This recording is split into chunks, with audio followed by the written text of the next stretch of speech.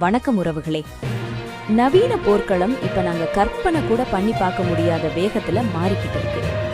இதுவரைக்கும் நாங்க ஹாலிவுட் படங்கள்ல மட்டும் பார்த்த அந்த ரோபோட் யுத்தம் இப்ப உண்மையாவே எங்கட கண்டு முன்னாடி வந்துட்டது.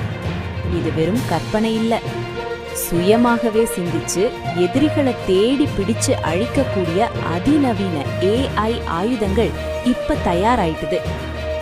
AI ஆயுதங்களின் அசுர வளர்ச்சி. லாஸ் ஏஞ்சல்ஸ் நகருக்கு பக்கத்துல இருக்கிற ஒரு ரகசிய இடத்துல இப்போ ஒரு பெரிய சோதனை யுத்தமே நடந்துகிட்டு இருக்கு. அங்க ராணுவ வீரர்களுக்கு பதிலா ரோபோட்கள் தான் சண்டை பிடிக்குது.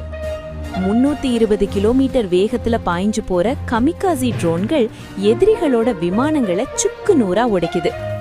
இதுல என்ன ஒரு பெரிய ஆபத்தேண்டா, இந்த ஆயுதங்களுக்கு ஒரு மனித மூளை தேவையில்லை.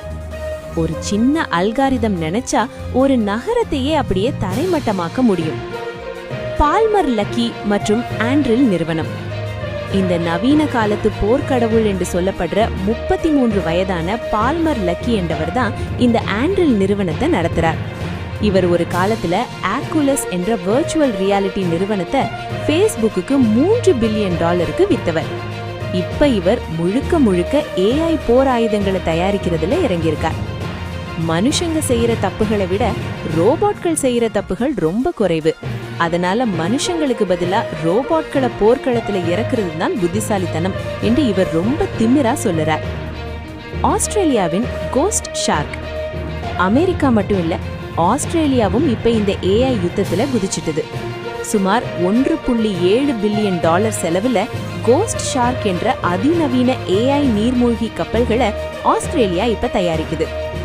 கடலுக்கு அடியில GPS இல்லாமலேயே சுயமாகவே சிந்திச்சு செயல்படுற இந்த நீர்மூழ்கி கப்பல்கள் ஆஸ்திரேலியா கடற்கரையை எதிரிகள் கிட்ட இருந்து பாதுகாக்கும்னு சொல்றாங்க. சீனாவின் அச்சுறுத்தல்.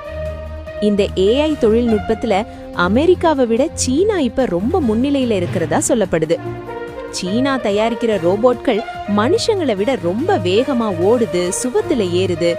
இதையெல்லாம் பாக்குறப்ப அமெரிக்காவுக்கே ஒரு மரண பயம் வந்துட்டுது. இன்னொரு பக்கம் சிட்னி பல்கலைக்கழக பேராசிரியர் டோபி வால்ஷ் போன்ற நிபுணர்கள் ஒரு பெரிய எச்சரிக்கையை விடுறாங்க. இந்த AI ஆயுதங்கள் மனுஷ குலத்தையே அழிச்சிடும்.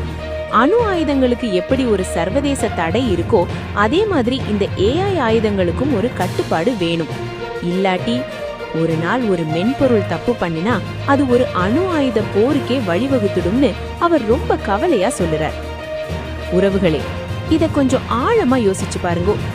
இந்த தொழில்நுட்பம் ஒரு பக்கம் மனுஷ உயிர்களை காப்பாத்தும்னு சொன்னாலும் இன்னொரு பக்கம் இது உலகத்தையே ஒரு நரகமா மாத்த போகுது என்பதுதான் கசப்பான உண்மை.